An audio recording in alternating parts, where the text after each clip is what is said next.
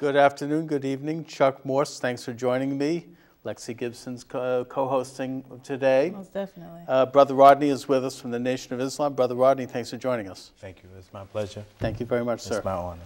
I want to ask you, first of all, I want to point out that I've done some really preliminary research in the Nation of Islam, and I think there's much to admire.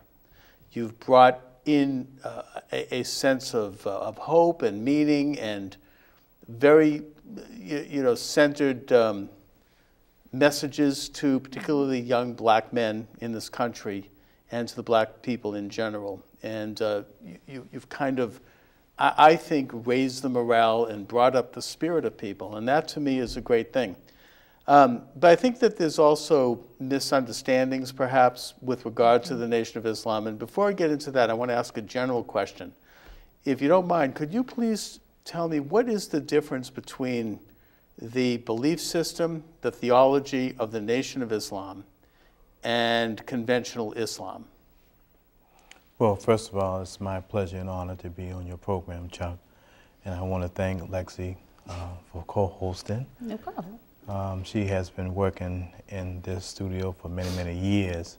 Oh, and don't tell people I'm old. and very, very passionate Yes. Yes. in your work. Thank you. To master everything that you put your hands on. Thank you. In regards to the Nation of Islam and what people will call Islam, that latest exponent of Islam was Prophet Muhammad, may peace and blessings of Almighty God, Allah, be upon him. When we say Allah, that means God in English. Mm-hmm. So a lot of people might think that we believe in a different God. Mm-hmm. It's the same God that created the heavens and the earth. The principles of Islam are the same in the Nation of Islam. They're universal principles: belief in Allah and His divine revelation through His prophets and messengers, prayer, fasting, charity, pilgrimage. Pilgrimage is a spiritual journey for every member of the Nation of Islam. It's a journey to be closer to the God in spirituality. Mm-hmm. So there's not that much difference. In the Nation of Islam, we focus on the condition of our people first and foremost. There is healing in the teachings of the Most Honorable Elijah Muhammad for all. But the reason why we focus mostly on black people is because our condition in this country and throughout the world is the worst condition in the annals of history. Black people in America has suffered for 460 years over servitude, slavery, and this has to be addressed. The racism in America and the racial profiling to this very day in which we're speaking has not changed dramatically. And so Islam, under the teachings of the Most Honorable Elijah Muhammad and his national representative, the Honorable Minister Louis Farrakhan, we address the critical needs of our people in this country. The Nation of Islam, from what I can tell, has a certain American aspect to it that's unique to it. So I want to ask you, is there any intersection between the American Nation of Islam and what we have euphemistically called radical Islam? And when I say that specifically, I'm asking about jihad and Sharia and some of the interpretations of those things that have been embraced by various, I guess you might say cults, I don't know, around the world who are involved in bloody war against the non-Islamic world. Is that part of your thinking, or how do you relate to the concept of jihad? Well, I'm glad you asked that. The Nation of Islam is a nation that is, the force behind it is a spiritual force, belief in Almighty God, Allah. The Nation of Islam does not indulge in any kind of violence at all.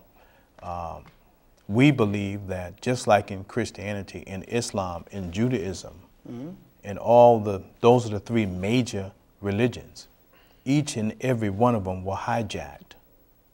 So a true Muslim would never pick up a weapon and kill innocent people. This is those who are in that mindset have been mentally unbalanced because of the injustice that has taken place not only in the Middle East, but throughout the world. So Satan has came into the mainstream of religion. And this is why religion has to be reformed. Not only Islam, Christianity, and also Judaism. Prophet Muhammad, may peace and blessings of Allah, God, forever be upon him. He said, 3 generations after me will not even be of me. So if Prophet Muhammad would come back to the witness stand today and you ask him, what is this? 22 nations on the earth, Saudi Arabia, Iraq, Iran, 22 Muslim nations. He knows nothing about that. Prophet Muhammad was a member of the Nation of Islam.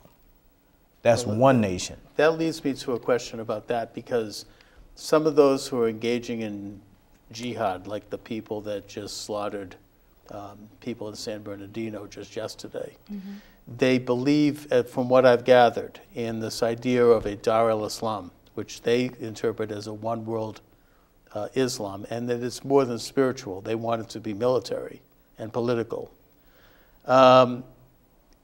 Is that something that you embrace, or do you recognize the sovereign rights of nations to determine their own faiths? Do you believe that Islam has to dominate the planet, or is it more of an issue of Islamic nations prospering and being sovereign alongside non-Islamic nations? We believe that every human being has a right to make a decision of their own belief, and no one should superimpose their belief on someone else. Now, in the Nation of Islam, we believe that God will establish a kingdom of righteousness that will last forever. Okay. Islam only means submission, entire submission to the will of God. You know, I'm going to make a very bold statement. God does not have a religion, but God does have a way of life. See, a lot of people who are in religion, they have this immature mindset of what God's religion is all about. He does have a way of life. Stop the bluebird in the sky and ask him, what is your religion? If he can speak our language, he would say, I don't know what you're talking about. Right. But if you watch me and how I would go and swoop down to the earth and pick up a worm, after you see my activity, my lifestyle, you can label it whatever you want to label it. So God does not have a religion, but he does have a way of life. His way of life is to do right, to be right, to think right, to act right, to live right. This is his way of life.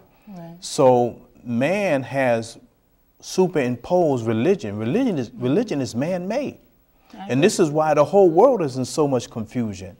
When the Christians, I'm not talking about black Christians, I'm talking about white Christians. The crusade was bloody. So blood is on the hands of everyone who claims religion. And they think that they're doing God a favor. But in actuality, they have deviated from the tenets of God's mindset, his agenda, and his purpose for human beings in life. Well, I just want to know, because I went to a Christian school, and in my Christian school, I don't want to say they were ignorant or dumb, but I have a stepfather that's Muslim, and my mom is Christian, and I'm also Christian. Yes. And you're still my brother, and he's still my stepfather. That's, we're all, we believe in the same God. But the school that I went to would constantly say, oh, all Muslims are bad, all Muslims are terrorists, all Muslims are this and that. But my question is, how do you react to people when people know that they find out that you're Muslim and they compare you to jihad or, all kinds of Muslim terrorists? Well, most people who know me as Brother Rodney, they know what I'm about and what I stand for and my tenets. And it's shocking to them because, you see, the unfortunate thing, the mass media is dying. Right. And young people don't even listen to mass media today. They go Excuse me, I believe we have a caller on the line. Hello, thank you for joining us. Well, thank you for inviting Minister Rodney and for the programming that you do during this critical time, which is now. And I just want to say that part of my take is that, as so many folks are aware, the Nation of Islam and Islam today, and folks who I believe in a spirit of love are often demonized, is because what is legal and what is righteous too often are not the same. And that's been true, in my opinion, since, well, where do you want to start that conversation? And so I thank you for having Minister Rodney. This is a brother who I've followed his life for many decades, and I'm just discovering you now, and then Alexis. I've seen you on BNN, and I salute what you're doing, my sister, and so peace and blessings, and I look forward to listening and learning to this broadcast. Thank you. Thank you. We appreciate it. Thank you so much, brother. Yes. Assalamu alaikum. Wa alaikum salam. Yeah. Now, mass media is dying. Right. You know, back in the days, you can turn to channel 4, 5, 6, and 7, different networks, and they will give you news, and it's not all the same. Right. But today, the American people are being spoon-fed by mass media, and it's twisted.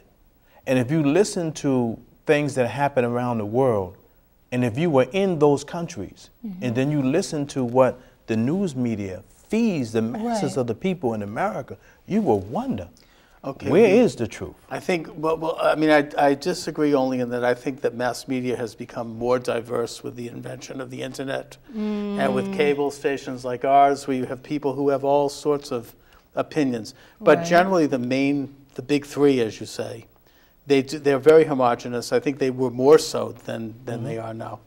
Hello, you're on the air. Good evening. Good evening. Evening. I have a question, and my question is, for so many years, Christians have portrayed Jesus as a white man, even though, historically speaking, Jesus was a black man. Why is the lie of Jesus Christ, who wasn't white, still being portrayed or used today? Well, I mean, first of all, I think that, I mean, I'm not Christian myself, but I think, frankly, Jesus was Jewish. But well, I'm actually Christian. Yep. And we all claim Jesus. Yeah, we all believe in Jesus. But I think what happened was, don't quote me on this, but I think what happened was during slavery times and when when they was taking us from Africa, it was called the white man's religion. So they depict this picture. They didn't want black people to seem like they were powerful. They didn't want black people to know the truth about their ancestors. Now, to be totally honest, Jesus is everybody. Okay, we're not going to sit here. I mean, in the Bible, he's black. We just going to say that. But let's just be real with it. Like, Jesus is all of us. He's black, he's white, he's this, he's that. Jesus is Jesus. You know, we shouldn't just put him in a box. We shouldn't just put a label on him. But I think the real deal is, honestly, back in slavery days, white people just wanted people to believe, oh, white people are the supreme race, we're this, we're that. In reality, it was all a lie. Well, so I think that was the whole thing. They tried to turn Jesus into Caucasian, which he was not, but he was Jewish. And, you know, look, I think that probably Jewish people back then were darker than they are now because there's been a lot of intermarriage over many generations, but we're not white. Well, see, a lot of people, I agree with you. Jewish. See, I don't know. We pass as white, but we're not white. See, I don't know. A lot of people, when they think of Jews, they think of Europeans. And this is a racist position. The Europeans didn't think of us as Europeans. Yeah, but this is a racist position because the original Jews are Ethiopians. Well, and there are a lot of Jews. I think the original Jews, I mean, maybe I'm being biblical here, but they came from Sumeria. That was the children of Abraham. They were black people. The Bible is very clear on the seed of Abraham. I think it's plausible. It's possible. I mean, I don't know. It's to my. I'm not. I mean, they certainly were not as. We were not as white as we are now. But that's a 2,000-year-old argument. Yeah. And I think this program is less than an hour. So let's I know. But I would like to. I would like to. Okay, we have, and we are. This is really getting to be. Yeah. But can I make this point just before the call? The phone lines are lighting up like a Christmas tree. Yes. Go ahead. Yeah. I want to put closure to one thing, one statement. People don't, when they talk about Christianity, they don't talk about the blood that's in its crusade. Now, Timothy McVeigh, everyone has a religion. Right. He had a religion. His religion was Christianity. I don't think so. But yes, but he blew up the I Oklahoma don't building. think you can say he was Christian. I mean, he might have been born with. That's what he claimed. No, he didn't actually. I disagree. But my point. That's all right. It's all right okay. to disagree. But my point is that he was not a Christian. No, he was. Because Jesus would never instruct Christian to do anything like that. He was born like very nominally Christian. I mean, I suppose we could say that Barack Obama is a Christian. I mean, the point is that. Some people think he's a Muslim. Some people do. And maybe, technically he may be because his father was Muslim. But the point is that a guy like Timothy McVeigh, he was not doing this for Christianity. He was a secular guy. You made my point. Background. So you made my point. But he didn't claim to be in any way associated with Christianity. We don't want to keep different. In a sense, he was a product of our secular, quite frankly, anti-Christian culture.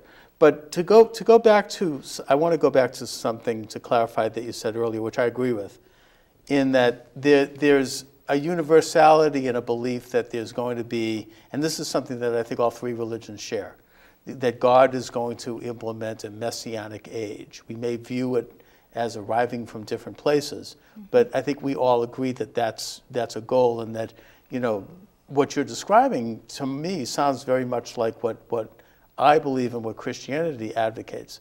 But the people who are doing the slaughtering in San Bernardino and the people who are shooting people up in Paris, they're interpreting Islam in a way that indicates that this messianic age has to be brought about through physical force and through the hegemony of Islam as a one-world religion under a political system, kind of creating a one-world ant colony.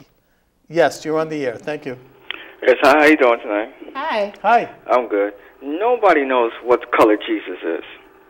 I don't know. You don't know. Nobody knows. We have a picture in our heads that the Bible describes, but people take religion so far that they don't know that God's coming real soon. And all you see is destruction and mayhem in the world, because it's in the Bible. It's the end times. We're living in the last days, and Christ is soon to come. I get sick and tired of people talking about they this, they that, they this, and they're using God in a false name. You know, you could be Christian, you could be Muslim, you could be Jews. I have no problem with any of that religion. But when you use the name of God to do evil, then I have a problem with you. You understand? I agree. You're 100% right. And the thing is just that I think people get faith in religion very, very, very confused. And not to disrespect any religion, but not to disrespect any pastors or any ministers or something like that, but I'm frustrated with these ministers that they would not reach out to our young brothers and sisters that are in jail, that are on the streets, that are on crack, but they ready to get your money every time Sunday comes, but they're not willing to help you when it comes to getting off the streets, to getting out of gangs, or nothing like that. Because I admire Minister Rodney for helping the community. If more people like him is in our community, it'll be safe. It's time for us as a people to get right. That's all I got to say. Thank you. No, you're 100% right. Thank you so much. You're welcome. Thank you, brother. I mean, but the thing is also, though, he's 100% right, and I agree 100% with him. But the thing is, let's give props to the people that are doing stuff. Like he said you. And there are different, I mean, there are different pastors and, people that are in different faiths that you know, go out and help people. But let's just get one thing straight for real, like you guys said at the very beginning. We all believe in the same God. He has different names, and we can agree to disagree on many matters. Absolutely. But that matter we must agree on. So we all believe that God's coming. We all believe that God, you know, has a bigger plan and emotion. So I just, because, you know, I just don't want to, I mean, you know, we're muddying the waters a little bit. Every religion bears witness that there's a judgment day and that we're living in that judgment day right now. And that's why Jesus said, you judge a tree by the fruit it bears, you judge a man by his works. Agreed. And so if we judge people by their works, then we will know if they're liars or they're telling the truth. Right. Because Jesus was never a liar, a thief, a murderer, nor was Moses, Abraham. None of the prophets of God were in those categories. So the enemy of God would hijack the religions, or so-called religions, because really in the Bible from Genesis to Revelations, Jesus never named his religion. He never named it. Nope, he didn't. And if anyone can prove to me that he named his religion, then I will shut up. You won't hear from me no more. No, he didn't. But if we look at the prophets of God and what they did, and if we want to label it as a religion, Abraham's religion was to obey God. Jesus' religion was to obey God. Moses' religion was to obey God. And so the madness in the Middle East is all over religion. Right. And the world is so unbalanced. Now, if we come to America and we see of all of on the news and why they're trying to label Islam as some violent religion. Right. Well, we can say the white supremacists are violent. We can say there are many officers who racial profile black youth, killing them like dogs in the street. Last year, Jaquan, they murdered him. Right. One police officer. Now, they say stop the snitching. They should have snitched on that officer. They should There have were many snitched. officers that were there, and they saw the brutality and the hatred. He unloaded his gun and had to reload it again. Yeah. To shoot a man 16 times in front of law enforcement, and he had a badge himself. Right. And then because it was election time. Because it was election time, they swept the murder under the rug. Right. Now it's surfaced because the judge forced them to show the footage. Right. And now all of those who had something to do, they're running for cover.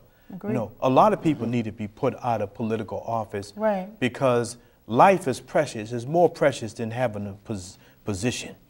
And you live in a world that might is right instead of right being right. Yes. I think we all agree that, as you say, you know, Abraham followed the will of God, and that in the Torah it says that man is created in the image of God, so that every single human life is an image of God, and as such is sacred and has integrity. We have a phone call. We have a phone call. Thank you for joining us. Oh, very quickly, I'd just like to say, in the name of love, in the name of God, people have done and do the most horrible things to each other in the name of it. That's not love, and I don't believe that's God. And then also, to me, the worst crime ever committed by one segment of humanity against another, in my opinion, is the Euro-American slave trade. And now where humanity is at in its aftermath, socially, economically, politically, psychologically, and yes, spiritually. And a quick question I'd like to ask is, in the so-called mainstream media, when I watch the newscasts that are on, the news commentators, whenever they use the word that's spelled M-U-S-L-I-M or I-S-L-A-M, it strikes me that they always mispronounce it. They'll always say, like the S will be like a Z, or it'll sound like the cloth if they're talking, you know, if you get what I'm saying. And then I notice it seemingly, maybe perhaps consciously or unconsciously, it seems like there's always maybe like a negative take on what's going on in the name of in the name of God in that sense. But why do you think it strikes me that it's constantly by so-called educated people that those two words are it seems to me are mispronounced constantly by those so-called mainstream newscasters, and I'll listen and learn. Thank you.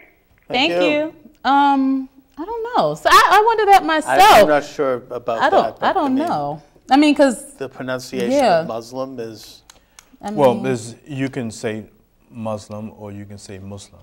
Okay. It's the same. I mean, and also, I mean, I think that the slave trade is a great stain on Judeo-Christian, the Judeo-Christian West. But it seems like it was also an Islamic phenomena as well in Africa.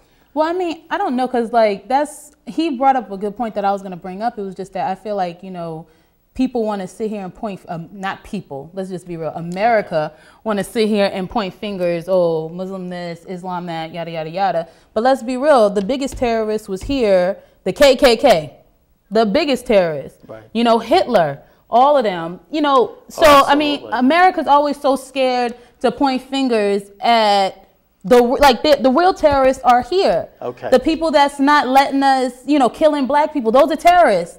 Let's just call the police force what they are. I just will say I couldn't agree more in that we are easy to point fingers at Islam when the West gave birth to communism, gave birth to Nazism.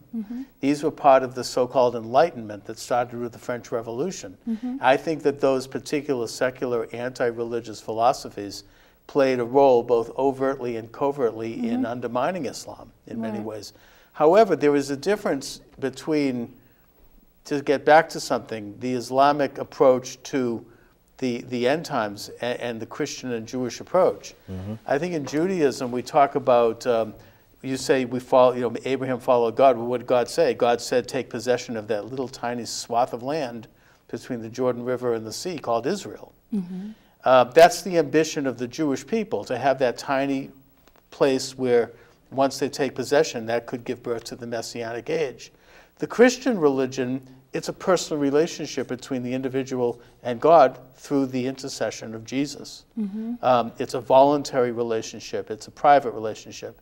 Islam, on the other hand, is, at least amongst the radicals, it's an idea of submission to a world government, is what I see. And again, we can point a finger of blame. That was the communist vision. It was the Nazi vision. We've got to take a break. And then let me respond to that.